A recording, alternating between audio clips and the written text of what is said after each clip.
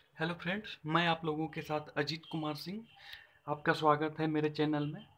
देखिए, UP PCL की अभी अभी भी कई पालियों में एग्ज़ाम हो चुके हैं और अभी भी चल रहे हैं। तो पेपर को देख के ऐसा लग रहा है कि बहुत ज़्यादा कट ऑफ नहीं जाने वाली है, लेकिन किसी किसी पाली में कंप्यूटर के कुछ ज़्यादा ही हार्ड सेट बना दिया जा रहा है। तो बहुत लोगों को लग रहा है कि कंप्यूटर में पास हो पाएंगे कि नहीं, जिसमें आपको 50 में 20 नंबर पाने हैं 1/4 निगेटिव मार्किंग के साथ। तो अगर आप 50 में 20 प्रश्न सही सही कर लेते हैं तो भी कोई प्रॉब्लम नहीं है, आप कंप्यूटर क्लियर कर लेंगे। तो जिन लोगों को कंप्यूटर में प्रॉब्लम हो रही है, मैं लगभग 6 से 7 जो पेपर जो कि यूपी पीसीएल द्वारा पूछे जा चुके हैं किसी न किसी पाली में, उनको आपके सामने लेके आ रहा हूँ। और आप अगर इसको भी पढ़ के जाते हैं इन 6 से 7 पेपरों को, तो आपको उम्मीद है जरूर 20 क्वेश्चन इनमें से जरूर ऐसे मिल जाएंगे जो आपके कंप्यूटर क्लियर करा देंगे। देखिए, सबसे सबसे पहले मैं चलता हूँ पहले प्रश्न पे। निम्नलिखित में से कौन सा वीडियो का एक प्रारूप नहीं है? तो इसमें ऑप्शन MSQ होगा। दूसरे प्रश्न पे आते हैं। निम्न में से कौन सा इंटरनेट बैंकिंग का एक लाभ नहीं है? तो देखिए, इंटरनेट बैंकिंग का एक लाभ नहीं है ब्याज की उच्च दर प्राप्त करना। बाकी जो ऑप्शन दिए गए हैं वो इंटरनेट बैंकिंग से लाभ है। निम्न में से कौन सा बुनियादी रूप से टेक्स्ट फॉर्मेटिंग की विशेषता नहीं है? तो इसका आंसर है कैपिटलाइज। आगे, निम्न में से कौन सा एक्सेल में सेल रेफरेंसिंग का एक प्रकार है? तो यहाँ पे आपको इसका आंसर रिलेटिव होगा। निम्न में से कौन सा कार्य इंटरनेट बैंकिंग के माध्यम से नहीं किया जा सकता है? देखिए, इंटरनेट बैंकिंग के माध्यम से खाते से नकद निकाला नहीं जा सकता है, अदरवाइज बाकी सब काम किए जा सकते हैं जो ऑप्शन में दिया हुआ है।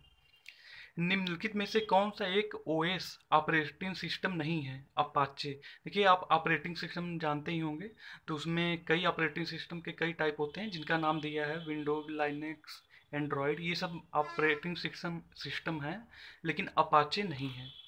निम्न निम्न में से कौन सी टोपोलॉजी नहीं है? तो यहाँ पर सर्किल सर्किल जो है टोपोलॉजी नहीं है। इनमें से कौन सा सर्च इंजन नहीं है? तो यहाँ पर ओपेरा होगा। निम्न में से कौन सा एक वेब ब्राउज़र नहीं है? तो यहाँ पे बिंग बिंग जो है वेब ब्राउज़र नहीं है, बाकी आपका सफारी, ओपेरा, क्रोम ये सब वेब ब्राउज़र हैं। निम्न में से कौन सी एक MS वर्ड की अंतर्निहित सुविधा नहीं है? तो इसमें लाइव स्ट्रीम होगा। निम्न में से कौन सा केंद्रों यानी हब का तत्काल उत्तराधिकारी है? तो यहाँ पर होगा ऑप्शन स्विच। निम्न में से कौन सा वायरलेस क्लाइंट का एक उदाहरण है? तो यहाँ पे पूछा है वायरलेस क्लाइंट का उदाहरण, तो ये PDA हो गया, लैपटॉप हो गया, यानी मोबाइल फ़ोन, ये सारे विकल्प आपसे सही हैं। ईमेल में निम्न में से कौन सा फील्ड खाली नहीं छोड़ा जाता है? तो यहाँ पर टू टू को आप खाली नहीं छोड़ सकते, क्योंकि टू में ही जिसको ईमेल भेजा जाता है उसकी ईमेल आईडी डाली जाती है। बाकी आप अगर CC या BCC में छोड़ भी देते हैं तो भी प्रॉब्लम नहीं है। निम्न में से कौन सा कार्य डिस्क क्लीनअप के द्वारा नहीं किया जा सकता है?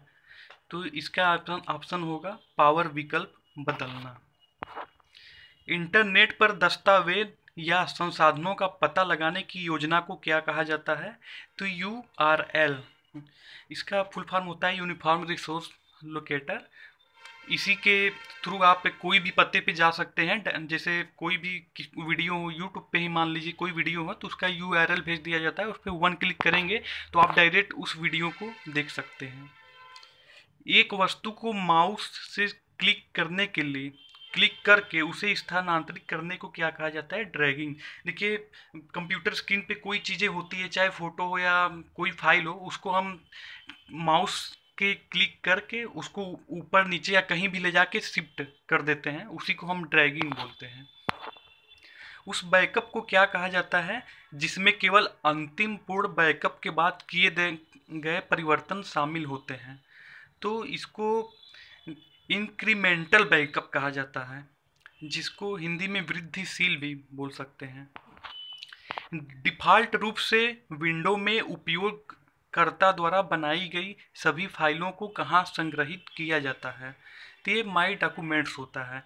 देखिए, आप कंप्यूटर में कुछ भी सेव करते हैं या कुछ भी अपना काम करते हैं तो जनरली वो माई डॉक्यूमेंट्स में ही सेव होता है। लेकिन अगर अगर आप कुछ दूसरे ऑप्शन को लेकर उसमें सेव ना करें, तो अगर डिफ़ॉल्ट के रूप में कोई और ऑप्शन ना दें तो जनरली इसी में सेव होता है। एमएस वर्ड में कंट्रोल प्लस राइट का फंक्शन क्या है?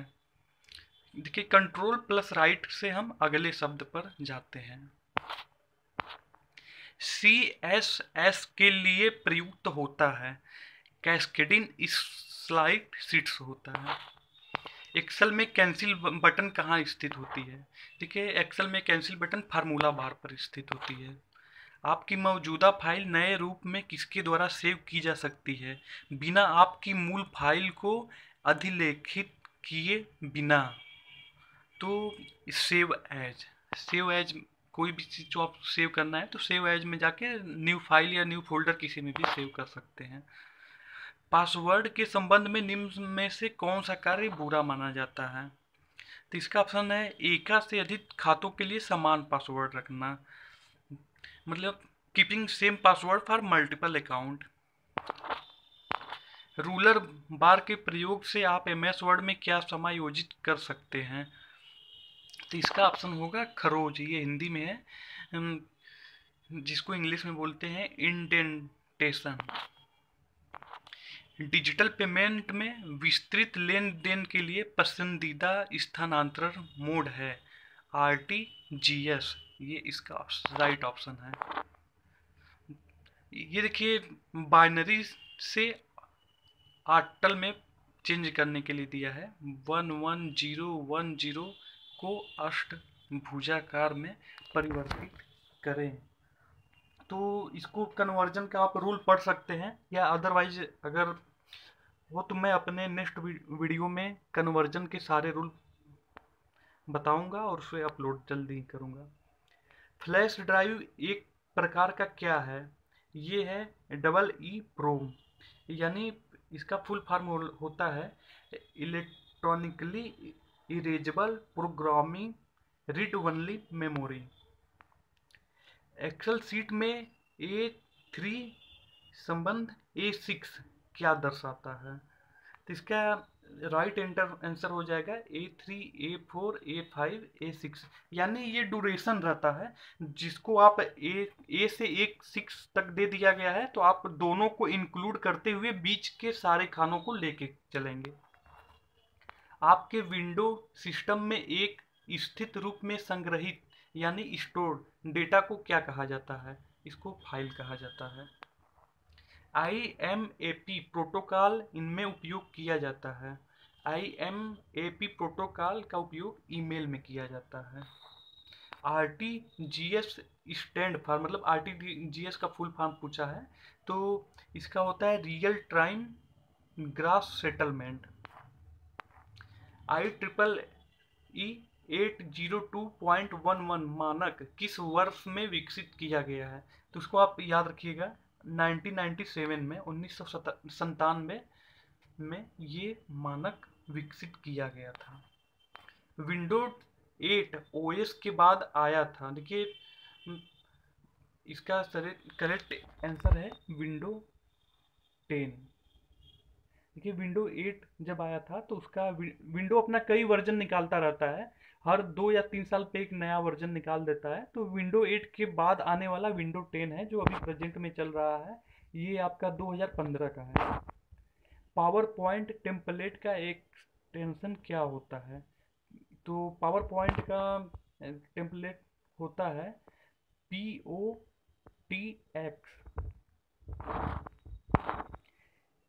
एक ब्लैक स्लाइड क्या दर्शाती है? तो ब्लैक स्लाइड जो है किसी भी प्रेजेंटेशन का एंड दर्शाती है। एक से अधिक खुली विंडो के बीच नेगेटिव करने के लिए कौन सा कीबोर्ड शॉर्टकट इस्तेमाल होता है? नेविगेट करने के लिए है, तो इसके लिए Alt+Tab होता है। अब दिया है 89 को बाइनरी नोटेशन में परिवर्तन करें। देखिए इसको बाइनरी में परिवर्तन करना है। फिलहाल मैं इसको वीडियो डालूंगा, लेकिन फिलहाल मैं बताना चाहूँगा आप ऐसे कर सकते हैं। जैसे 8 9 है तो पहले एक फार्मूला होता है 1 2 4 8। अब इसके आगे 16 32 64 आप बढ़ाते चले जाइए।